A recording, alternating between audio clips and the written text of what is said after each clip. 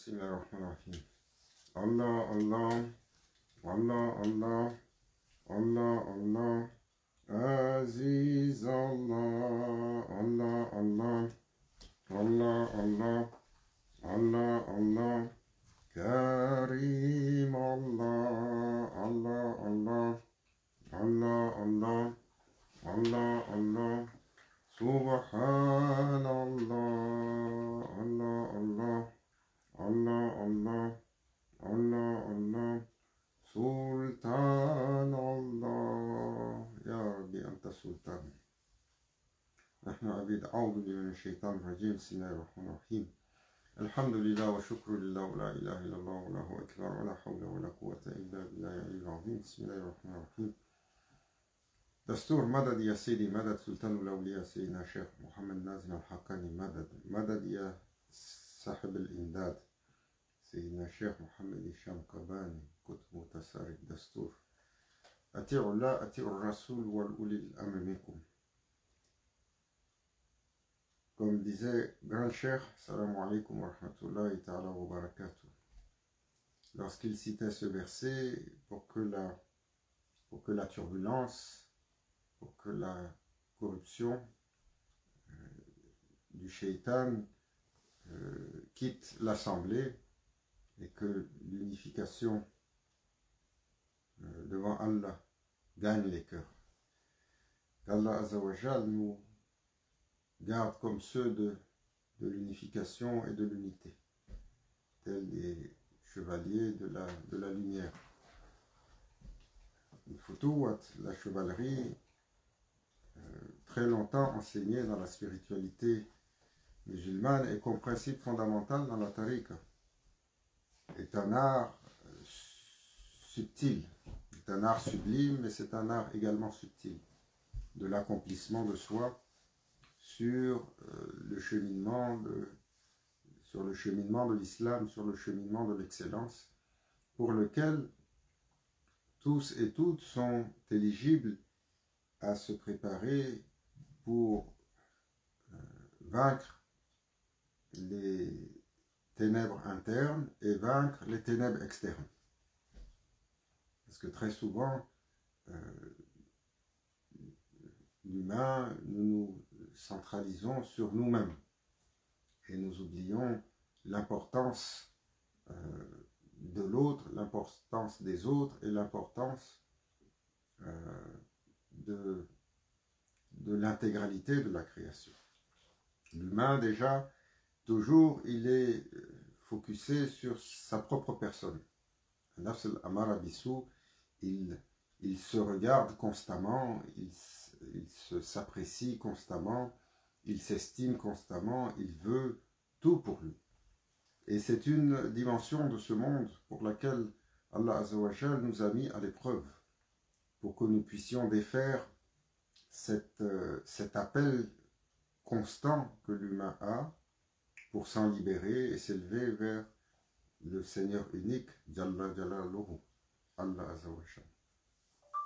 Mais ce rapport à Allah Azza wa Jal passe également par le rapport aux autres, pour lequel le serviteur doit se mettre en service, doit se mettre en attention à tous ceux et celles qui, dans la destinée, vont croiser son chemin. Les prophètes, et par excellence la couronne des croyants, Sayyidina Muhammad Abdallah Salatu Wassalam, ont dédié leur existence complète à cela. L'essence du prophète sallallahu alayhi wa sallam, ummati ummati wa ummata. Et comme nous l'avons entendu de nos machers, Mawlana Sheikh Hisham, souvent, il nous rappelait que la umma du prophète sallallahu alayhi wa sallam a toujours cette double signification. D'abord, celle qui arrive après son arrivée et qui fait la shahada, mais également celle qui arrive de la création de Sayyidina Adam alayhi salam jusqu'à la dernière créature. Parce que le prophète sallallahu alayhi wa sallam a dit: j'étais un prophète et Adam était entre l'argile et l'eau. Il n'était pas. Donc, il y a cette explication spirituelle qui rappelle que la prophétie du prophète sallallahu alayhi wa sallam s'étend sur toute la grandeur de la création. Il a été élevé, sa lumière a été créée en premier, sa stature a été élevée, sa prophétie a été établie sur des créatures de tous les niveaux, celles de terre, celles de lumière, celles de feu, dans les mondes que nous comprenons, dans ceux que nous ne comprenons pas, dans les univers qui sont à la mesure de la compréhension de l'humain, et dans les univers qui sont au-delà de la compréhension de l'humain. Et ça, c'est un aperçu de la grandeur, de la suprématie de celui que Allah Azza wa Jal a appelé Muhammad, sallallahu alayhi wa sallam, le plus loué, son bien-aimé. Abdallah salatu wa salam, que son regard nous soit accordé, son regard d'intercession, son regard d'amour, son regard de miséricorde, son regard de guidance, son regard, un regard du prophète sallallahu alayhi wa sallam sur une créature vaut plus que toute une existence d'adoration. Car nous avons cette croyance chez Ahlul Sunnah wal Jama'a que dans le corps central des musulmans, que notre éternité repose sur sa main et sur son intercession, car il est celui à qui le Seigneur des mondes a donné cette intercession lorsqu'il l'a manifestée comme la manifestation de la miséricorde d'Allah. Lorsqu'il a dit « Wa ma arsalnaka illa rahmatan lil alamin », il a été manifesté sous cette lumière-là. Alors nous demandons d'être sous ce regard bienveillant et ce regard de guidance qui pour nous également se manifeste à travers le regard de ceux qui nous ont enseigné. Sadatin al-Kiram, Mashaykin al-Kiram, qu'Allah Azza wa Jal ennoblisse, illumine leurs secrets. Élève la station de Sayyidina Cheikh Mohammed Nazim al-Haqqani et accorde longue vie à Maulana Cheikh Hicham et l'élève bien au firmament des hommes accomplis. Et qu'ils nous acceptent sur leur pas, même comme serviteurs à leur porte. Car nous savons que notre éligibilité dans leur présence est limitée. Et donc sur ce chemin, en imitation, comme disait Grand Cher, Maulana Cheikh Hicham nous rappelle souvent cela lorsqu'il dit « Le serviteur doit apprendre à aimer toutes les créatures, à servir toutes les créatures, à porter toutes les créatures, à respecter toutes les créatures. » Et ces créatures sans limite, mais bien entendu, sur le cheminement du serviteur sur l'islam, il doit d'abord apprendre à s'exercer avec ceux qui sont proches de lui. Et c'est pour ça que dans la charia, dans la sunna du prophète sallallahu alayhi wa sallam, nous avons les ayants droit immédiats, sur lesquels la sacralité est importante. Les ayants droit immédiats, ceux qui ont des droits sur nous, le prophète sallallahu alayhi wa sallam nous le rappelle, dit les parents, la mère, le père, mais il dit la relation de sang, donc que ce soit la fratrie, que ce soit l'ascendance, que ce soit la descendance, mais il rappelle également le droit de notre frère, notre co-religionnaire, notre frère dans le dîn, ou notre sœur dans le dîn, le droit qu'ils ont sur nous et les droits que nous avons sur eux, pour que nous comprenions que ce rapport à l'autre a été estampillé par un protocole qui est un protocole de noblesse, un protocole royal, un protocole où traditionnellement, si vous voyez les échanges, si vous voyez les salutations, si vous voyez tout le protocole d'échange avec l'autre chez les peuples, chez les traditions, comme c'était autrefois, aujourd'hui les gens arrivent seulement et disent, hein, la vie nous a enseigné à dire salut ou kef ou hi, WhatsApp. On a tellement limité la salutation sans aucun protocole, et ce protocole, le prophète sallallahu alayhi wa sallam l'a enseigné dans sa façon de conduire les échanges, de conduire. C'est pour ça que la salutation en islam est une salutation qui Salamu alaykum wa rahmatullahi ta'ala wa barakatuh.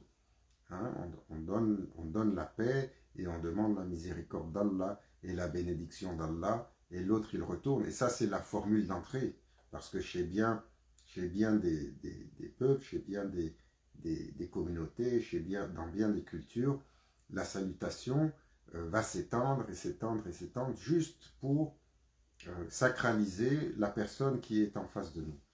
On dit, c'est un élu chez Allah, le croyant ou le musulman, qui rencontre un autre élu chez Allah.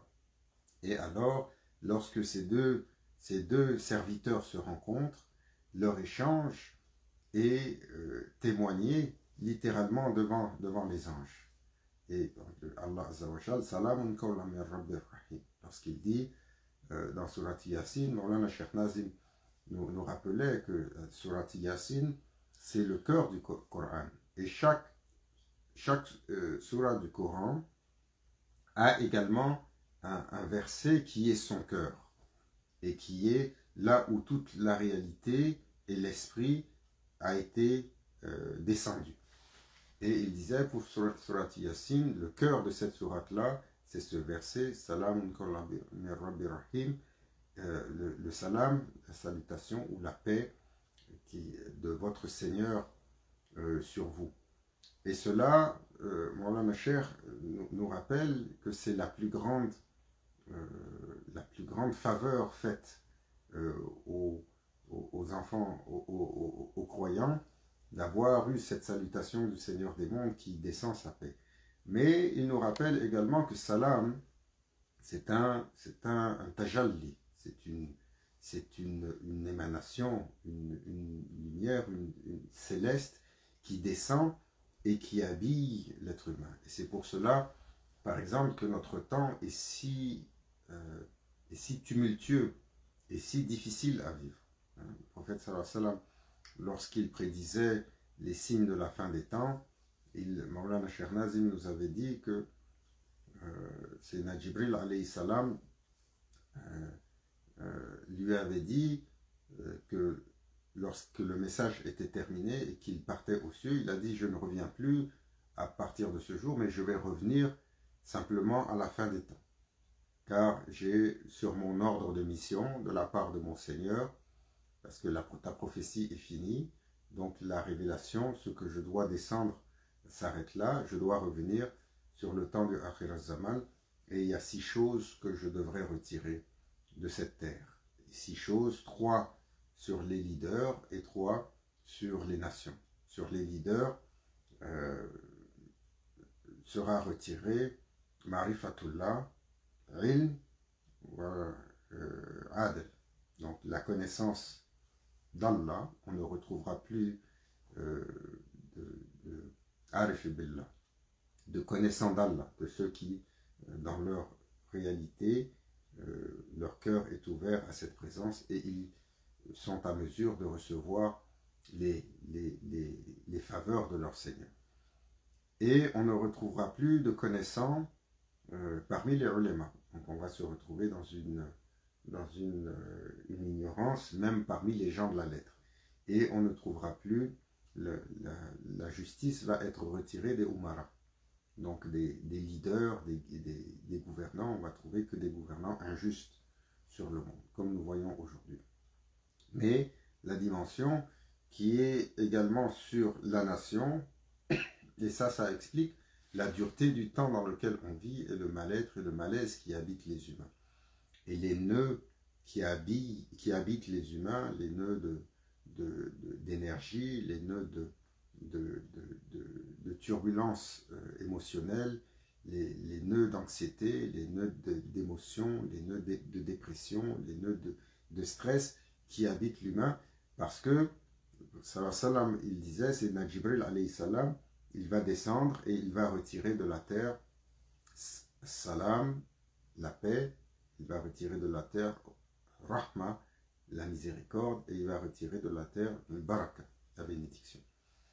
Donc ce qui semble pour nous quelque chose qui s'acquiert simplement par un travail comme salam, ici on essaye de travailler pour pacifier nos relations, on va y arriver, mais on se rend compte que à travers ce qui nous est donné par la révélation, que cette manifestation de paix, de sérénité, cette manifestation de bénédiction, cette manifestation de miséricorde qui habille les humains, elle est en fait une émanation d'une réalité, d'un tajalli, d'une lumière qui éclaire les humains. Et lorsqu'elle est retirée, alors malgré tous les efforts, nous n'arrivons plus à acquérir ces états internes.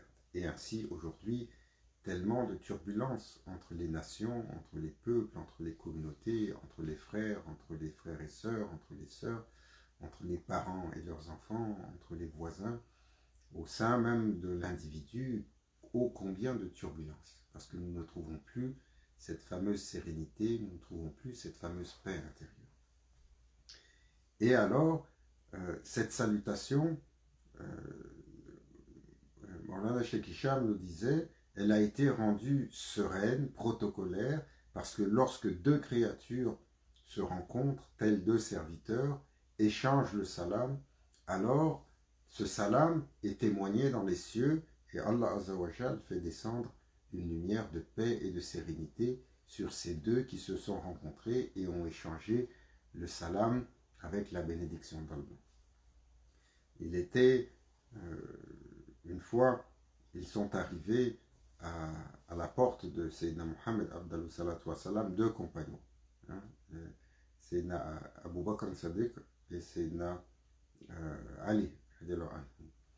Et ils ont voulu rentrer et toujours privilégier l'autre pour rentrer. Et là, on dit que le cérémonial s'est étendu au-delà d'une heure de temps. Parce que là, il a dit, non, c'est à toi de rentrer parce que tu es mon aîné.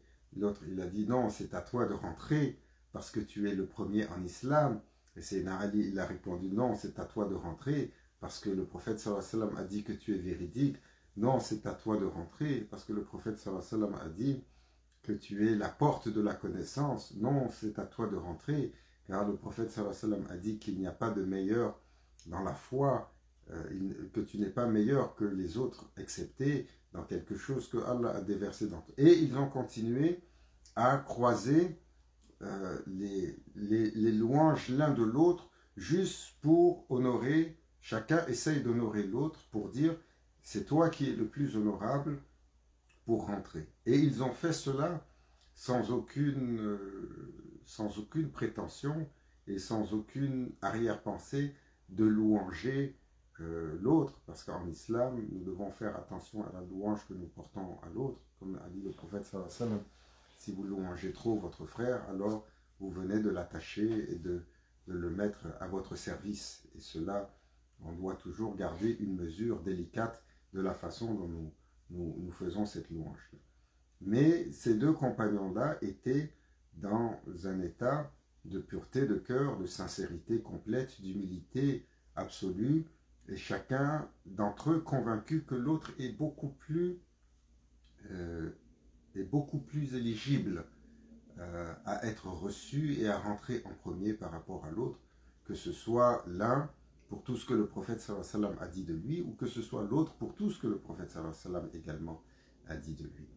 Et l'échange a été si long et qu'il a littéralement commencé à faire trembler les scènes célestes.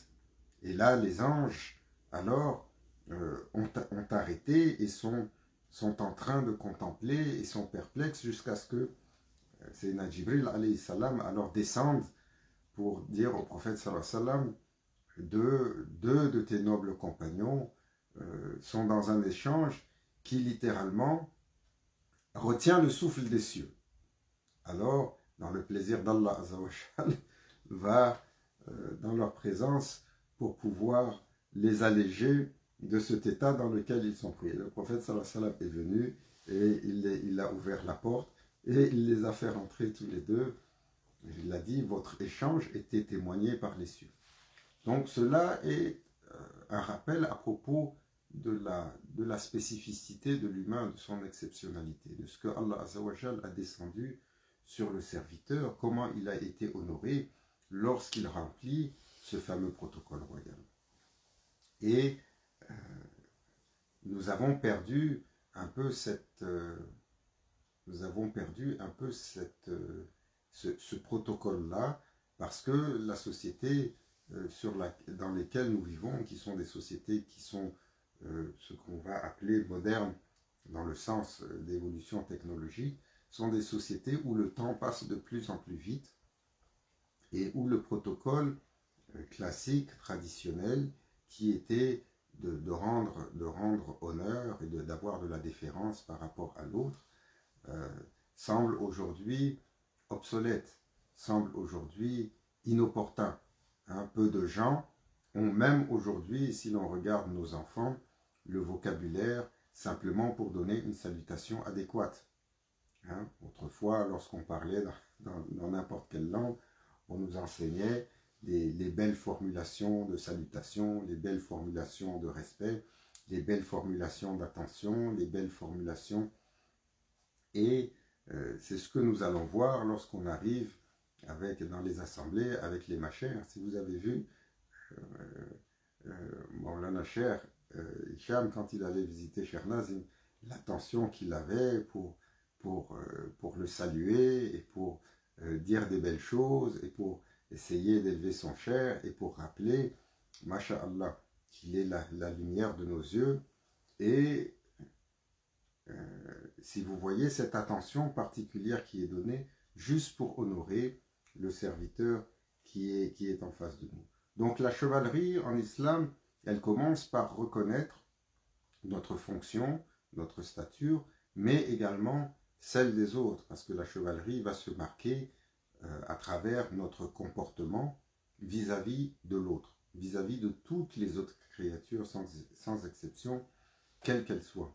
Alors nous devons également apprendre le protocole d'échange par rapport à l'autre, le protocole d'échange par rapport aux voisins, par rapport à l'étranger, par rapport aux coreligionnaires, par rapport aux ayants droit, même par rapport à celui pour lequel nous avons de l'antipathie, ou pour lequel nous avons parfois un ressentiment désagréable, ou la personne pour laquelle nous n'avons pas de sympathie, mais nous avons même parfois, jusqu'à aller, les gens vont dire, je ressens une aversion par rapport à cette personne-là. J'ai une de nos sœurs qui posait la question précédemment, que le croyant, il est invité à aimer en Allah son frère, son prochain, celui qui est sur la lumière, mais il est également invité à détester celui qui est hors du chemin et qui est en réaction et qui est dans la mécréance et qui est dans le dhulm, dans l'obscurantisme. Mais il faut se rappeler que détester l'autre est d'abord et avant tout détester son geste plus que détester la personne.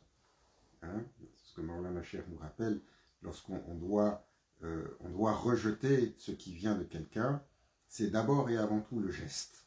Et le rejet du geste ne doit pas nous mettre dans le jugement ou dans la condamnation de l'autre. Le jugement est pour Allah. Et la condamnation, nous devons toujours trouver, pour son frère, nous devons toujours trouver 70 excuses. Lorsqu'on voit un comportement, trouve une excuse. Et si ça n'explique pas, trouve une deuxième excuse. Si ça n'explique pas, trouve une troisième excuse. Et ainsi de suite. Et ça, c'est un exercice d'ordre spirituel où on va dire trouver au moins 70 excuses à son prochain lorsque vient une problématique pour avoir cette générosité. Et Maulana Cheikh disait, Maulana Cheikh Nazim, si après 70 excuses, vous n'arrivez pas toujours à excuser la personne, vous devez vous dire peut-être il y a une explication que je ne sais pas par rapport à ce qui s'est passé. Et il avait toujours cette générosité lorsque les gens arrivaient avec des gros scénarios. Oh, cher, vous ne savez pas ce qui s'est passé, un tel a fait ci ou a dit cela. Le cher, toujours, il commençait par rire. Une fois sur deux, il dit, je ne te crois pas. Ou quand on venait pour salir quelqu'un, il disait toujours, Inch'Allah, sa station dans la réalité est différente de cette manifestation-là.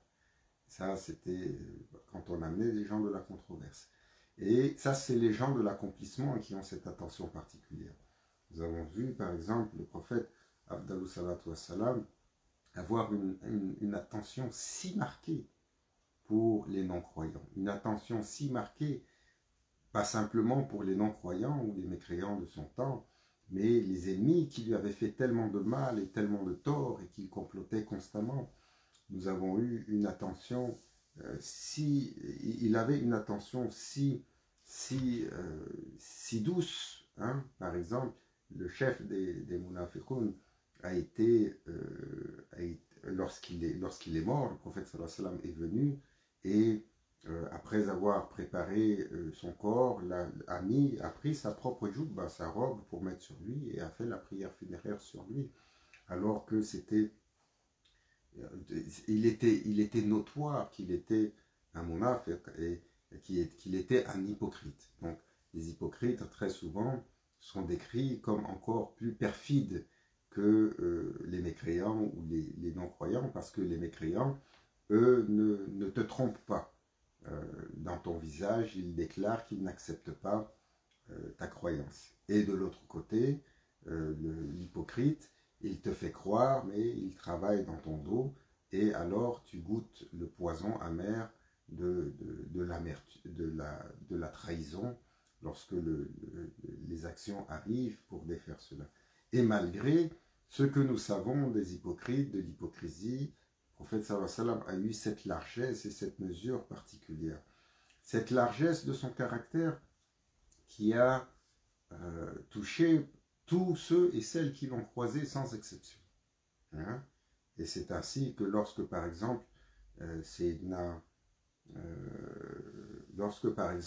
le roi de l'Empire byzantin, Héraclius, lorsqu'il avait reçu la lettre du prophète sallallahu alayhi wa sallam, vous savez que le prophète sallallahu alayhi wa sallam avait écrit une lettre à tous les grands souverains de son temps pour leur dire « Je suis le prophète et je vous invite à la continuité de l'unicité vers Allah et à reconnaître cette prophétie et le message de l'islam et du Coran. » Donc on sait qu'il l'avait envoyé au Négus, donc au roi d'Abyssinie en Éthiopie, mais il l'avait également envoyé à Khosrow, donc l'empereur perse. Il avait envoyé une lettre à Héraclius. Il avait également envoyé une lettre jusqu'au Vatican, où il y avait les patriarches chrétiens. Et donc, lorsque cela était survenu, lorsque Héraclius avait reçu la lettre, pour pouvoir lire la lettre, il avait trouvé qu'il y avait des Arabes qui étaient présents. Et parmi ces Arabes-là, qui étaient présents à l'époque à Damas, il y avait Abu Sufyan, hein, qui était un ennemi notoire du prophète sallallahu alayhi wa sallam à l'époque, parce qu'il n'avait pas encore pris l'islam. Et l'empereur l'avait fait venir. Abu Sufyan était rentré chez Héraclius avec certains de ses compagnons, et il avait dit à Abu Sufyan, mets-toi en avant, et il avait laissé ses compagnons en arrière. Et ces compagnons-là, il leur avait dit, je vais lui poser des questions, et il faudra qu'il me dise la vérité, parce que j'aurai un moyen de vérifier. Et s'il ne dit pas la vérité, alors vous devez m'en donner le signe. Alors Abu Sufyan, ayant été dans cette situation-là, était forcé de dire la vérité, parce qu'il ne voulait pas dire quelque chose, et qu'en arrière, un des compagnons avec lesquels il est arrivé, par peur des représailles d'Héraclius, secoue la tête pour dire non, il ne répond pas la vérité. Et là, il a commencé, et il lui a posé des questions. Cet homme qui prétend être un prophète, est-ce qu'il est de la famille d'un roi, et le prophète Abu Sufyan a dit non. Est-ce qu'il est un noble parmi vous? Il a dit oui, il est issu d'une famille qui est notoire. Est-ce qu'il est ci? Est-ce qu'il est ça? Il a commencé à poser beaucoup de questions. Est-ce que qui est-ce qu'il a suivi? Est-ce que ce sont les riches ou ce sont les pauvres? Qu'est-ce qu'il enseigne? Et là, Abu Sufyan avait dit, il nous enseigne de suivre l'unicité d'Allah, il nous enseigne de faire le bien, de proscrire le mal, il nous enseigne que nous avons rendez-vous avec notre Seigneur au sortir de ce monde. Et il avait continué à poser quasiment une dizaine ou même une quinzaine de questions à Abu Sufyan. Et à la fin, il avait dit à Abu Sufyan, je t'ai posé chacune des questions pour que tu comprennes à travers ta réponse l'importance de cette personne. Effectivement, si tu m'avais dit qu'il n'était pas de famille noble, alors je me serais posé des questions, car Allah Azzawajal a manifesté tous les prophètes sur une lignée noble. Si tu m'avais dit qu'il est un descendant de roi, alors j'aurais dit, peut-être il y a une possibilité qu'il prétend être prophète pour pouvoir retrouver le trône de ses ancêtres. Si tu m'avais dit que ça, voilà pourquoi, et ainsi de suite. Si tu m'avais dit c'est les riches qui le suivent, alors c'est parce qu'ils ont les faveurs des privilèges, parce qu'en réalité, les prophètes ont toujours été suivis d'abord et avant tout par les opprimés, les pauvres, les faibles de la société, les femmes en l'occurrence qui ont toujours été dans les sociétés traditionnelles dominées par la gente masculine. Et à la fin, il lui a dit, comment vous avez un tel homme chez vous qui enseigne ce qu'il y a de suprême dans la révélation et vous ne l'avez même pas reconnu. Et Abu Sufyan avait dit, lorsque il a demandé à ce que nous nous retirons, et nous l'avons entendu alors se mettre à pleurer, pleurer, pleurer, pleurer, et Abu Sufyan a dit ce jour-là, véritablement, nous devons nous rendre compte que même le roi des Byzantins respecte et craint Mohammed. Donc ça va être une nouvelle donne dans notre façon d'interagir avec lui dorénavant. Hein? Et le prophète sallallahu alayhi wa sallam avait ce caractère vraiment magnifique, sublime, exceptionnel, où même sur les créatures, même sur les gens qui lui avaient fait le plus de transgressions, alors il montrait une douceur, il montrait une attention pour pouvoir les inviter dans le jardin de l'islam et par amour pour eux, parce qu'il avait cet amour inconditionnel pour les serviteurs, les créatures d'Allah Azzawajal.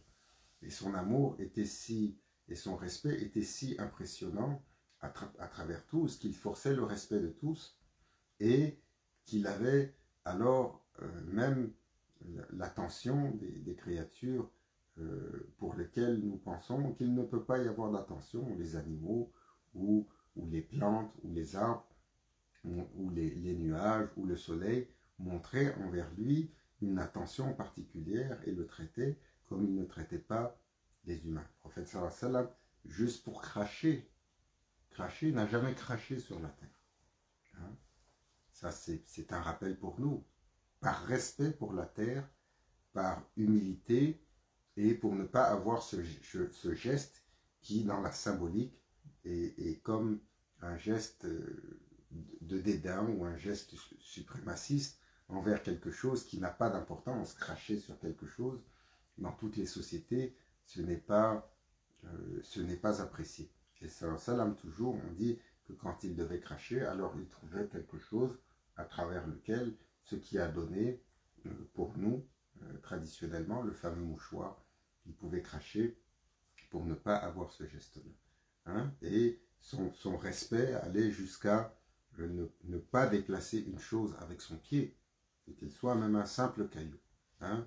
Nous qui nous donnons des coups de pied pour se pousser les uns les autres, ça même un caillou, il ne déplaçait pas avec son pied par respect.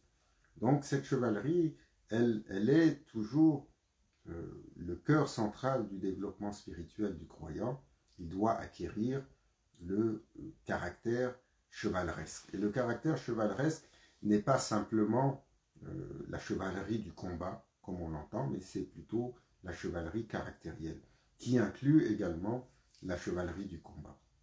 La chevalerie du combat, pour le croyant, pour le serviteur en islam, est toujours de se battre pour le haqq, de se battre pour la vérité, de se battre pour la justice, de se battre pour la suprématie d'Allah Azzawajal, pour la suprématie de l'islam, de se battre pour la lumière et de se battre contre l'obscurité, contre le shaitan et contre tous les éléments qui représentent cela.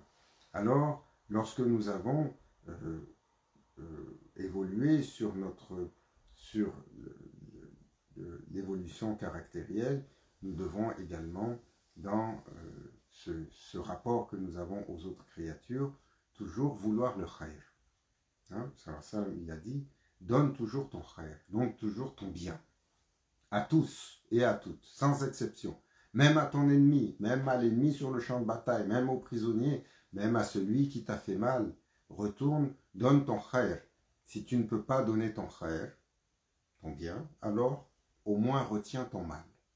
Retiens ton mal, ne frappe pas par vengeance, ne frappe pas par malice, ne frappe pas par colère, ne transgresse pas, juste pour défaire, pour déverser le fiel qui t'habite. Mais donne ton khayr. Et on a toujours cette image symbolique qu'il a mentionné à ses compagnons, soyez comme le palmier dattier qui, lorsqu'il reçoit même des coups, ne retourne que des dattes sucrées. Et donc, une fois que nous avons œuvré à donner ce bien envers l'autre, il faut étendre ce bien dans une chevalerie et dans un combat et savoir que chaque serviteur peut être un combattant pour le bien, peut être un combattant sur la lumière. Et ce combat se mène d'abord et avant tout en perfectionnant notre être et notre caractère, parce que le caractère qui est noble, alors, commence à émaner de la lumière. Hein? Celui qui parfait son caractère rentre dans la cour de ce que le prophète sallallahu alayhi wa sallam a dit, l'assemblée des croyants. Et il a dit du croyant, il a une marque distinctive, le croyant. Lorsqu'il parle, il rajoute à votre savoir. Lorsque vous le voyez, alors il vous rappelle Allah. Hein, juste la rencontre du croyant, sans avoir même parlé, tout de suite, votre cœur est attiré vers votre Seigneur.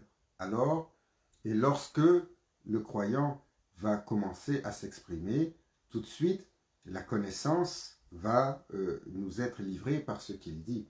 Alors le serviteur qui commence à travailler, à purifier son caractère, à s'élever, et qui est par la faveur d'Allah, bien entendu, invité dans le jardin de la foi, dans le jardin du iman, alors son caractère, naturellement, il devient tel un phare rayonnant, et son caractère émane un bien sur tous ceux et celles qui l'entourent, indistinctement de leur foi, de leur appartenance, de leur culture, de leur tradition.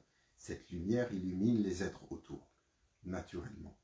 Et alors, il devient un bouclier contre l'obscurité, naturellement. Et le serviteur, lorsqu'il se doit toujours de vouloir le bien pour les autres, d'œuvrer contre le mal, d'œuvrer comme ambassadeur pour l'islam, d'œuvrer comme ambassadeur pour la lumière et la vérité, mais toujours dans son invocation, alors il couvre les créatures sur le khayr, il couvre il demande pour les créatures la miséricorde d'Allah, il demande pour les créatures la guidance d'Allah, il demande pour les créatures le pardon d'Allah, il demande pour les créatures qui sont sur le cheminement d'être acceptées vers les étages les plus élevés. Il demande pour la Ummah du prophète sallallahu alayhi wa sallam d'être parfait, d'être complété, d'être élevé, d'être pardonné, et d'être dans les faveurs du Seigneur des mondes. Mais l'attention du guerrier spirituel va au-delà de ceux qui sont dans la faveur de la lumière de l'islam.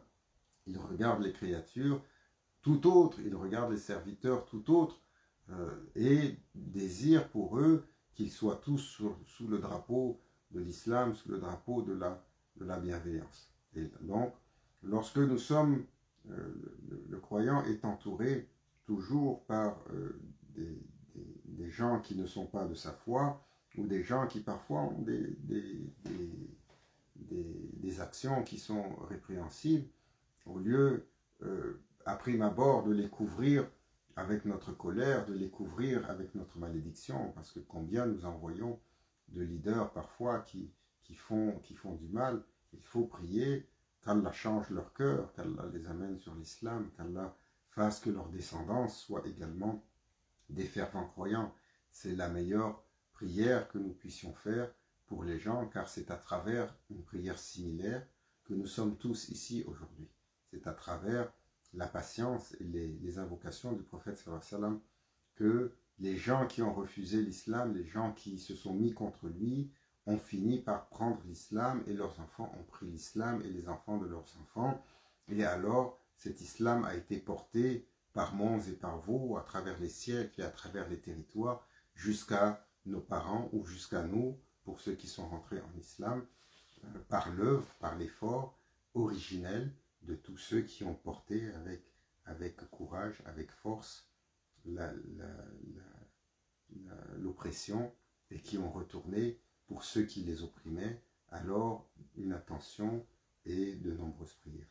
Qu'Allah nous garde sur le chemin de l'islam, qu'il nous parfait sur le chemin du iman, Inch'Allah, qu'il nous accepte dans ce jardin par sa grâce et sa faveur et l'honneur de la couronne des croyants, et qu'il élève la station de nos machères et qu'il accorde longue vie à nos machères, dans la machère Hisham Khasatan, ila hadrati Nabil Fatiha.